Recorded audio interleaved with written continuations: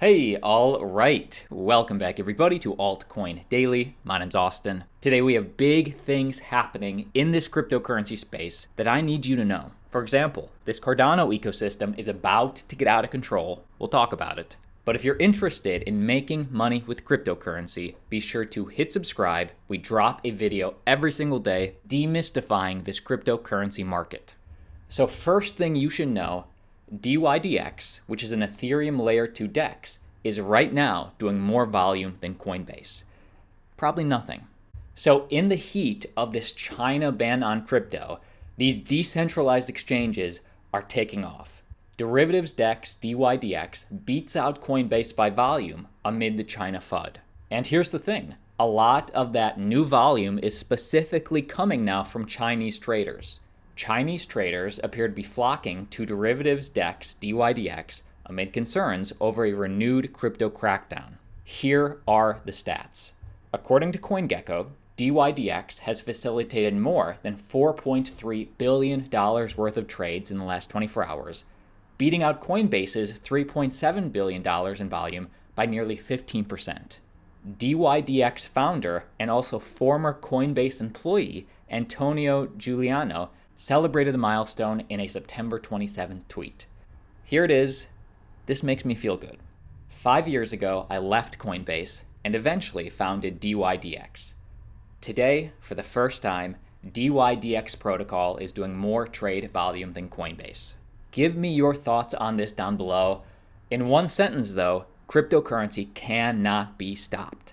And keep in mind, China seems to ban and unban cryptocurrency seemingly every year. What's interesting is that this is the first year that we have the DEXs, that we have the decentralized exchanges for people to flock to. That's more than just a dream, right? In 2017, DEXs were just a dream. We didn't have them.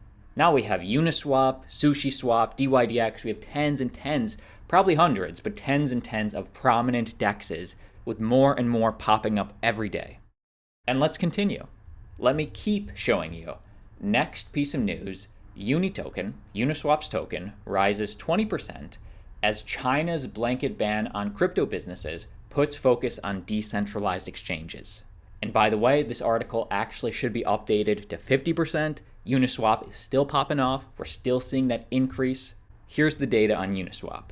CoinDesk 20 data shows native tokens of major decentralized exchanges like Uniswap, like Sushiswap, have gained over 22 and 18% respectively, while centralized exchanges tokens are flashing red.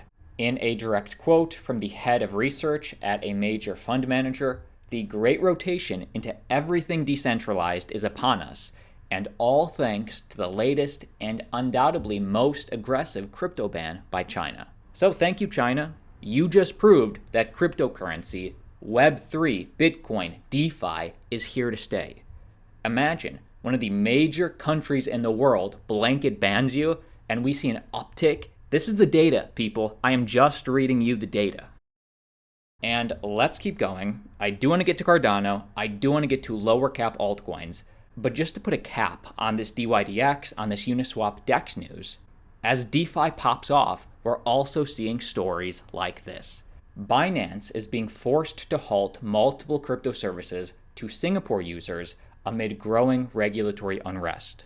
Now, this one is pretty self-explanatory. We've seen this, you get this.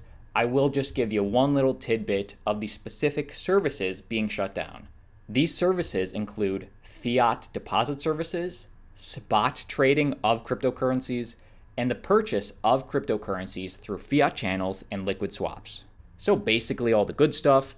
And if you have crypto on Binance in Singapore, you have until October 26th at 4 a.m. UTC to get your crypto off the centralized exchanges to avoid potential trading disputes. Give me your thoughts on this down below. I would be curious for you. What is your preferred decentralized exchange? Do you prefer Uniswap? Do you prefer dYdX or Sushiswap or other? Give me your thoughts down below. Moving forward, let's talk about altcoins.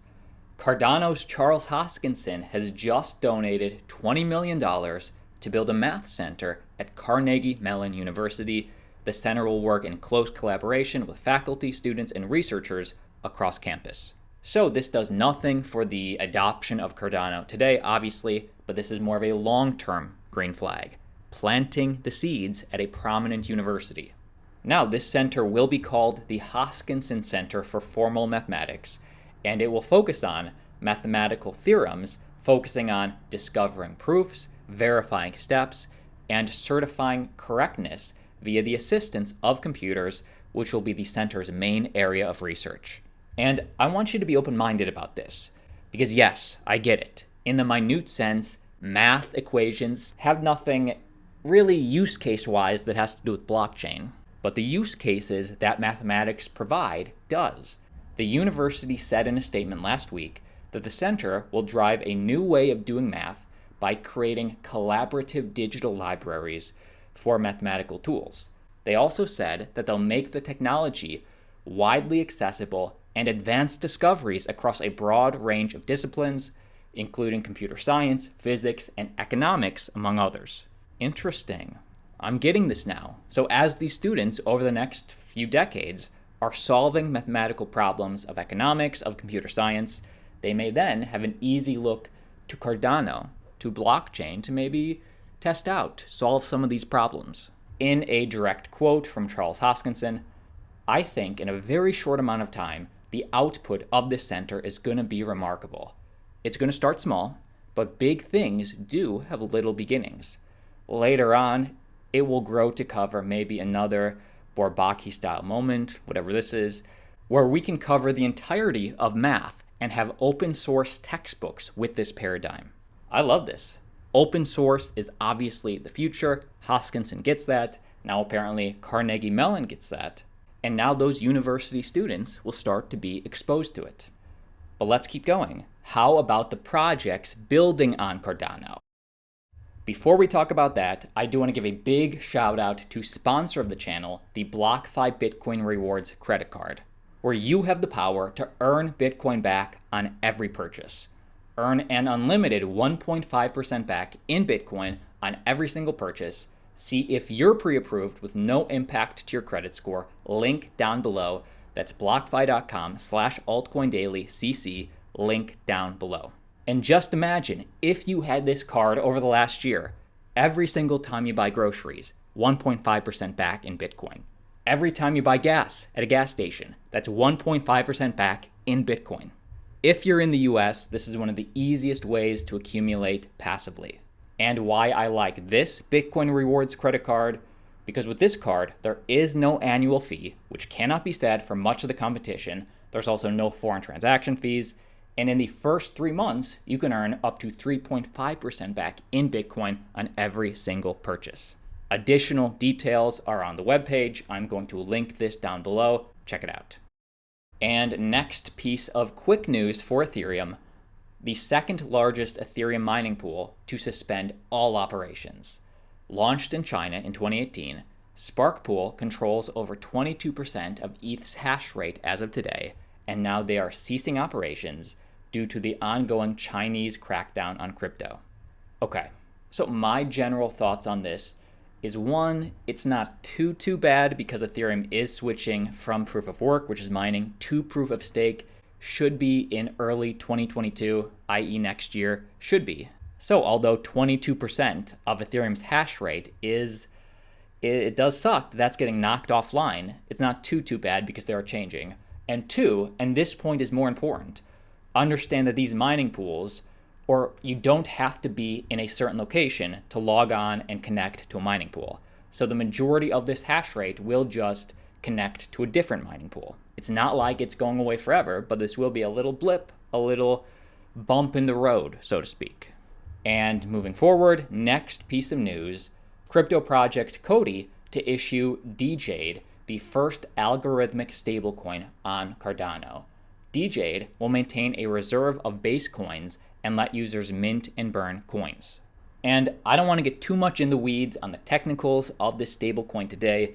The two things that you should know is one, it uses smart contracts, I should say. So this is a DeFi stablecoin. And two, they are choosing Cardano. And in a direct quote from the CEO of the COTI group, The stablecoin ecosystem has matured tremendously over the last few years. Blockchain participants are using stablecoins to engage in everyday transactions because they allow monetary value to be exchanged in a seamless manner regardless of the sender and recipient's location. I believe that adding the dJade-based stablecoin to the Cardano blockchain will significantly improve how transactions are settled on the platform. And in a direct quote from Charles Hoskinson, the dJade stablecoin could be a game changer in the crypto space, appealing to an entirely new audience at the time when the industry is already experiencing astronomical growth. dJade shares our commitment to formal verification, proving a robust method of combating price volatility of the crypto markets. All right, interesting to see this ecosystem, the Cardano ecosystem, continue to grow. But let's keep moving. Next piece of lower cap altcoin news, the Tajikistan National Bank has enlisted cryptocurrency FANTOM to develop their own CBDC. So the FANTOM Foundation will work with OJSC Orion Bank on a CBDC for the use in the Central Asian country. So this is a smaller Asian country, but make no mistake, this is a country adopting FANTOM blockchain to launch their CBDC. The agreement makes FANTOM one of the first blockchain projects to begin development of a CBDC platform for use by a national government. So they will be working with the central bank to digitize the Tajikistan Somani, their e-Som, basically their digital dollar. And while almost every other major country in the world has demonstrated an intent to explore the potential of a CBDC, developing nations such as Tajikistan may find more use cases for them because of their potential to reduce costs of remittances.